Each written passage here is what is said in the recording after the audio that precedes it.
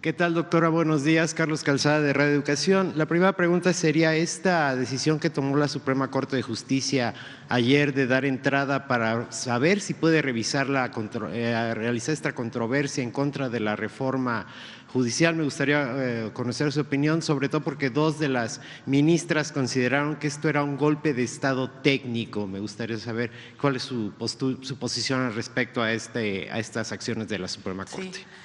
Le pedía a Paulina que hiciéramos una presentación para que recordemos cómo es que nuestra coalición tiene mayoría calificada en la Cámara de Diputados y en la Cámara de Senadores. ¿Cuál fue el resultado de la elección? ¿Qué dice la Constitución para cambiar la Constitución? ¿Cuál es la votación que se obtuvo y por qué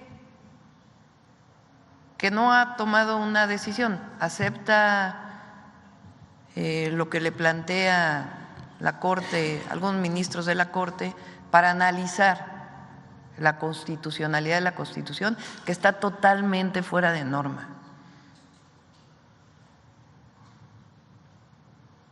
Entonces vamos a ver.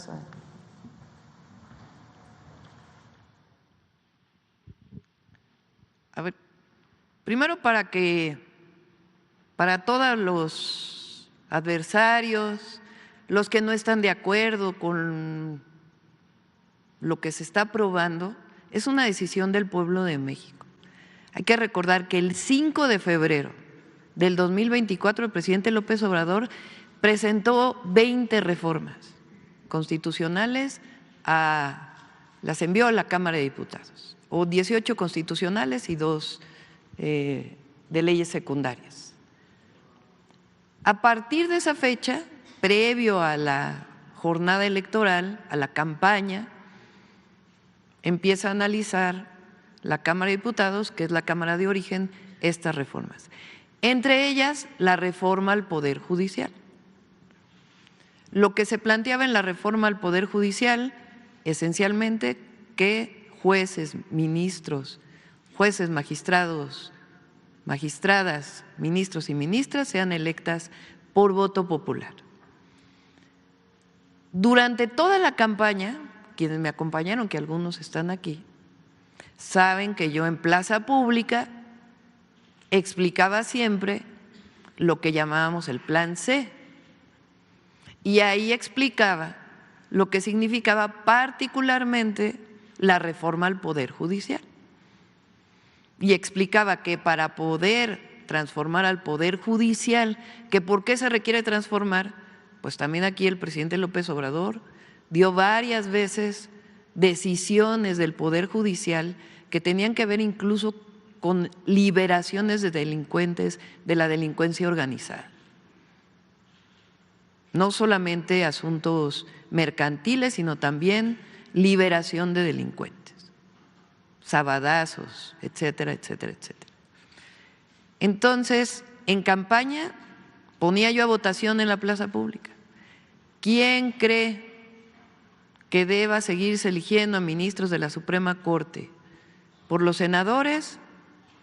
¿O quién cree que debe elegirse por el pueblo de México? Es decir, hicimos campaña planteando la reforma al Poder Judicial y las otras reformas. El 2 de junio ganamos con esta diferencia de votación. En el caso de la presidencia, obtuve 35.924.519.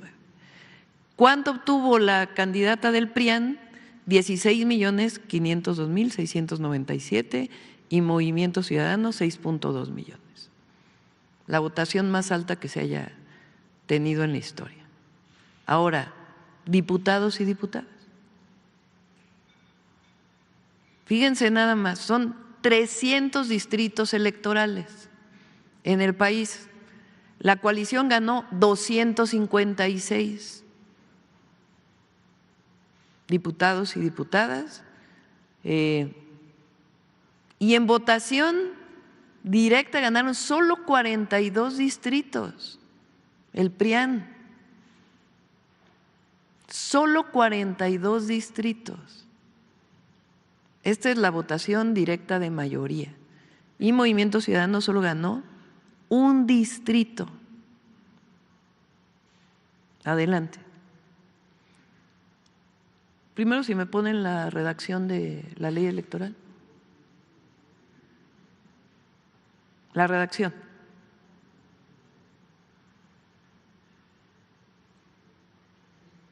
Bueno, de ahí se inventaron algunos de que la designación de diputados plurinominales era una sobrerepresentación, ¿se acuerdan? ¿Qué dice la ley, la anterior?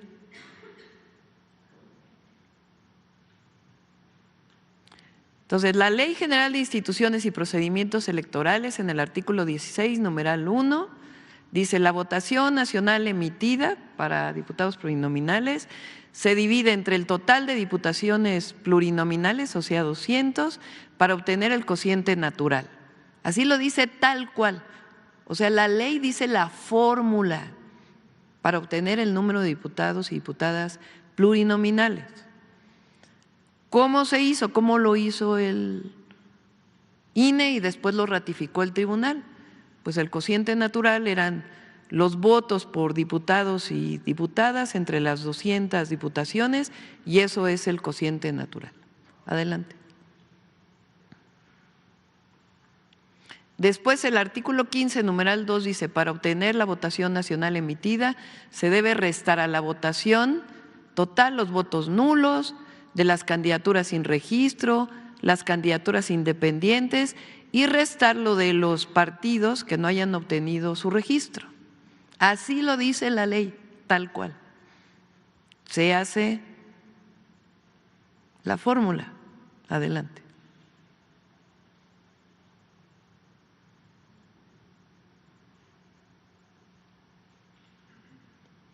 Artículo 17. Cuando sobren diputaciones para repartir tras aplicar el cociente natural, estas se reparten entre los partidos que tengan el resto mayor de sus votos. Es decir, se hace el cociente y lo que sobra pues se reparte entre los partidos. Sobraban 3 diputados y se repartieron entre los distintos partidos. Adelante.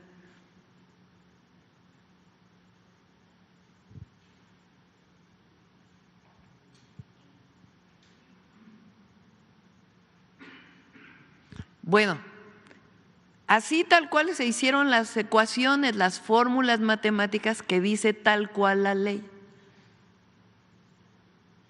El resultado final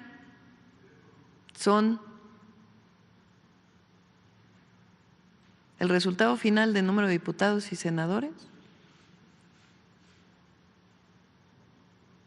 el total de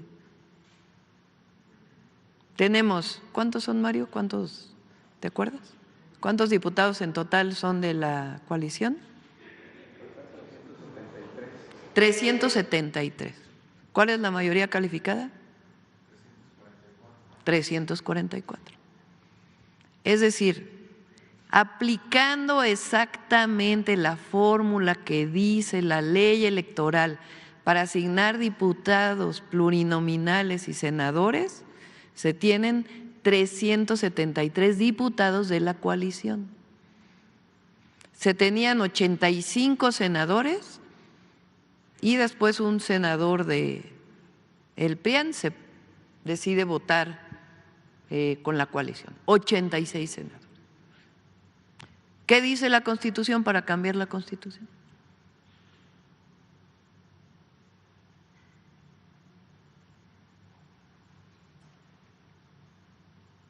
A ver si me ponen los artículos de la Constitución. El 39 constitucional.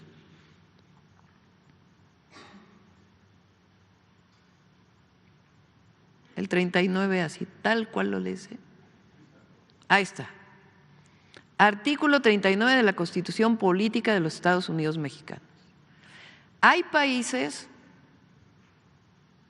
que para cambiar la Constitución tienen que nombrar un nuevo constituyente. En el caso de México, el constituyente está establecido por la propia Constitución, en 2 artículos particularmente, el 39 y el 135. El 39 viene desde los sentimientos de la nación de Morelos y dice: la soberanía nacional reside esencial y originariamente en el pueblo. Todo poder público dimana del pueblo y se instituye para beneficio de éste. El pueblo tiene en todo tiempo el inalienable derecho de alterar o modificar la forma de su gobierno. ¿Qué dice el 135?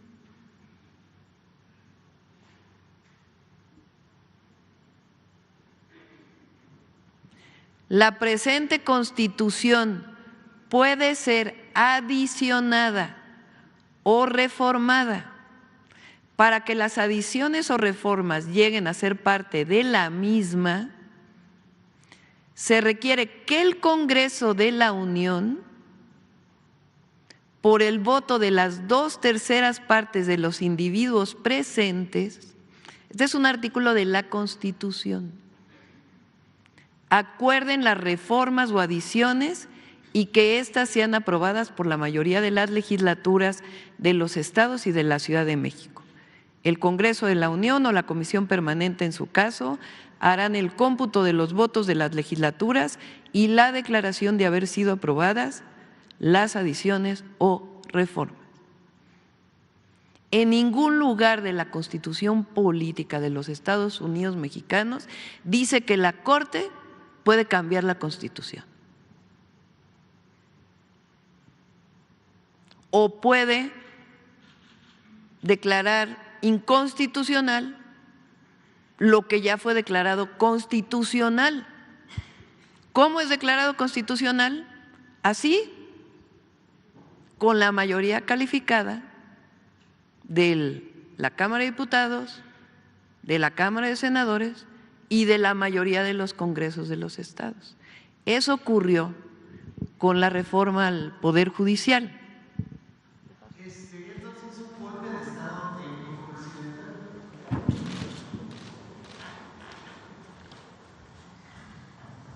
¿Qué pienso yo que pretenden con esto? Primero, que nosotros digamos juicio político, traición a la patria. No lo vamos a hacer, es mi opinión.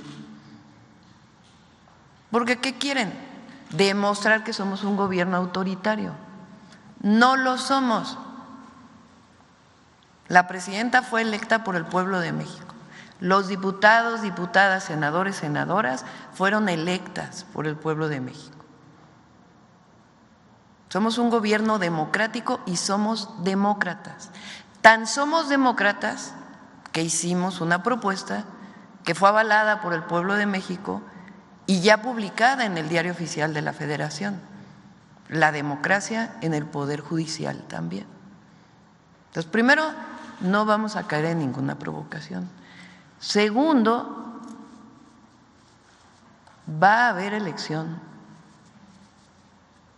de jueces, de magistrados, magistradas, ministros y ministras de la Suprema Corte, porque eso es lo que dice el 39 constitucional, es la decisión del pueblo de México.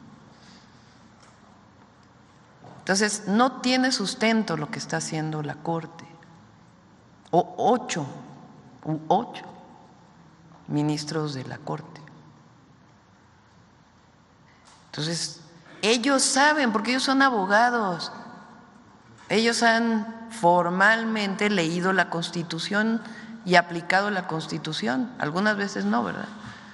Porque defienden privilegios, para empezar los suyos, los de los 400,000 pesos al mes que ganan.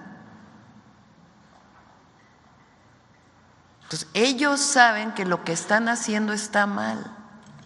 Ellos lo saben, ellas y ellos que votaron ayer saben que no tiene sustento.